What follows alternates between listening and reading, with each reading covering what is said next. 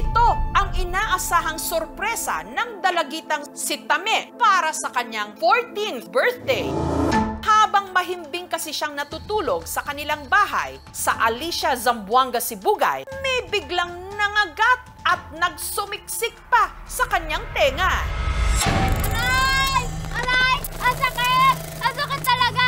Aray! Aray ko! Sumigaw, sakit yung tainga niya, may pumasok daw. Sakit yung tenga ko! Ano nangyari sa'yo? Sabi niya, Mang, masakit mang, tulong mang. Umiiyak siya, malantong-lantonan niya. Mama, tapang, kuya. Agad silang humingi ng saklolo sa kapitbahay nilang si Javier. Pinapalo niya yung tenga at sabay iyak tsaka sigaw. Sabi niya, agay, agay, agay. Sinilip ko po yung tenga niya. Wala po akong nakita. Ilagyan namin ng BB oil. Pinuno po namin. Mga ilang minuto po lumipas, may lumabas. Napatili sila sa kanilang nakita. Ang pumasok kasi sa kanyang tenga. Ipis. Ang ipis, hindi lang daw pumasok sa tenga ni Tame. Nangitlog pa raw ito sa loob.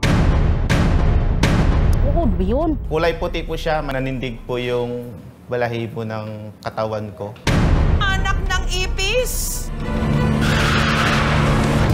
Makita pa lang sila, nakakapangilabot na. Ipis! Paano kaya kung ang isa sa kanila pumasok sa ating tenga? Inay ko po!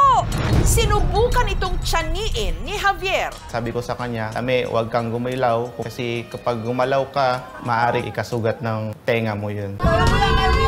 Nakaawa ko sa paa ni Tami. Sabi niya, Mang, tulong. Malikot si Tami. Nung dahan-dahan ko po pinipihit tsaka hinhila, si Tame po, panay iyak po. Pero nung sinungkit na ni Javier ang ipis, ang katawan nito nahati. Kala ko po buong katawan na po yung sasama. Ang sumama po doon, yung puwet, tsaka nandun po yung buong itlog. Hanggang napansin na lang nilang nagkalat ang mga puting itlog ng ipis na ang iba pinangangambahang naiwan pa sa loob ng tenga ni Tame. Hala! Natakot rin po ako. Sabi ko, mabingi rin si Tami. Kamusta pakiramdam mo? Pakiramdam mo? Sabi ko, masakit pa yung tainga mo. Sabi ni Tami, oo, Mang. Kaya si Javier, maingat uling sinungkit ang natirang kalahating katawan ng ipis. Hanggang tuluyan na niya itong natanggal.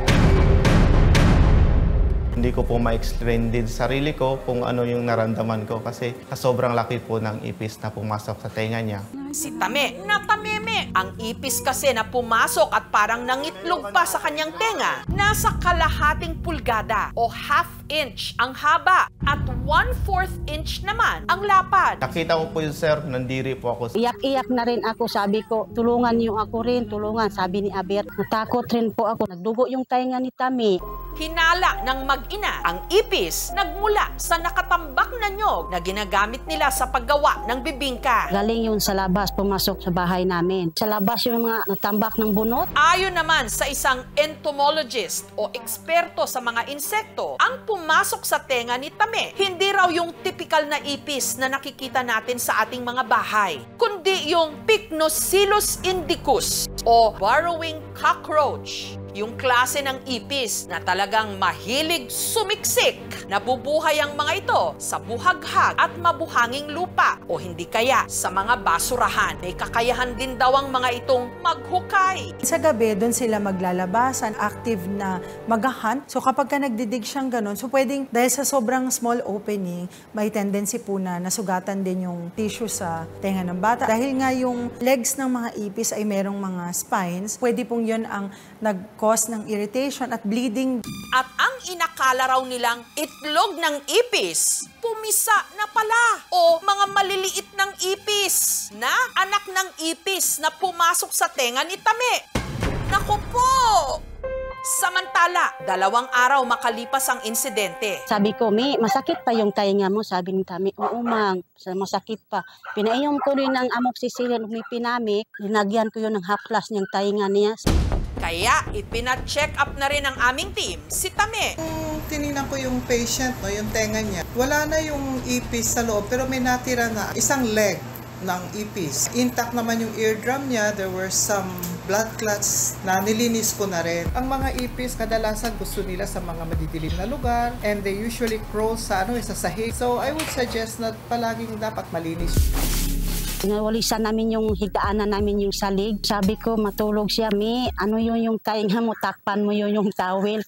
Para hindi na gumapang, lumipad, at pumasok sa ating mga tenga ang mga ito. Dapat ang ating paligid laging malinis. Thank you for watching, mga kapuso. Kung nagustuhan niyo po ang videong ito, subscribe na sa GMA Public Affairs YouTube channel. And don't forget to hit the bell button for our latest updates.